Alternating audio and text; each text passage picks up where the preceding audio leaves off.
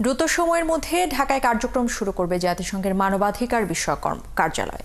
তবে বিতর্ক তৈরি হওয়া নতুন আবাসিক প্রতিনিধির বিষয়ে এখনও সিদ্ধান্ত নেয়নি পররাষ্ট্র মন্ত্রণালয়।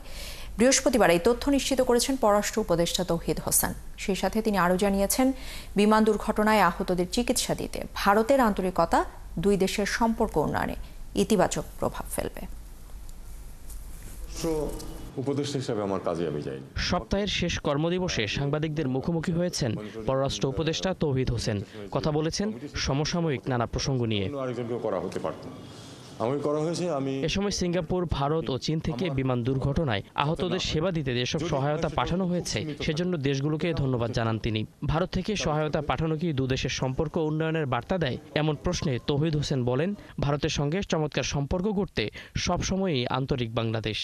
এই ঘটনা ঘটার পরে যে দেশগুলো আমাদেরকে সহায়তা দিতে চেয়েছে, হেল্প করতে চেয়েছে, তাদের মধ্যে ভারত একটি, এবং তাদেরকে আমরা বলেছি যে আমরা তথ্য নিয়েছি আমাদের বার্ন ইউনিটের কাছ থেকে তাদের কী প্রয়োজন, তারা যা বলেছেন সেই অনুযায়ী আমরা তাদেরকে জানিয়েছি। তারই প্রেক্ষিতে দুজন ডাক্তার, দুজন নার্স এসেছেন, যেটুকু তাদের সেবা দেওয়ার দেবেন। এটা দেখুন, পিপুল টু পিপুল কন্ট্যাক্ট তো সবসময়ই ভালো, এবং এটা তো এক ধরনের পিপুল টু পিপুল কন্ট্যাক্ট। আমি মনে করি যে এটা একটা পজিটিভ জিনিস। অল্প কিছুদিনের মধ্যেই ঢাকায় জাতিসংঘের মানবাধিকার বিষয়ক কার্যালয়ের কার্যক্রম শুরু হবে বলে জানান তিনি।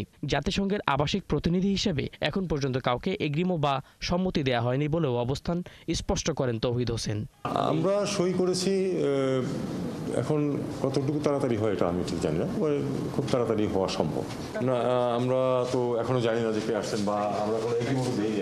সম্প্রতি বাংলাদেশিদের বিভিন্ন দেশের ভিসা পেতে জটিলতা তৈরি হয়েছে। পররাষ্ট্র উপদেষ্টা এর দায় চাপালেন মিথ্যা তথ্য ও ভুয়া কাগজপত্রের উপর। ফেক ডকুমেন্টস একটা অন্যতম প্রধান সমস্যা আমাদের।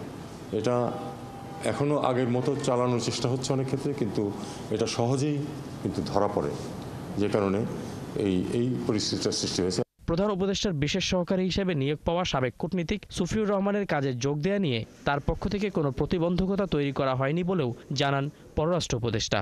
জয়েন এখানে করবেন নাকি তাকে অন্য কোনো দায়িত্ব দেওয়া হবে, এটা এখনো নির্দিষ্ট হয়নি।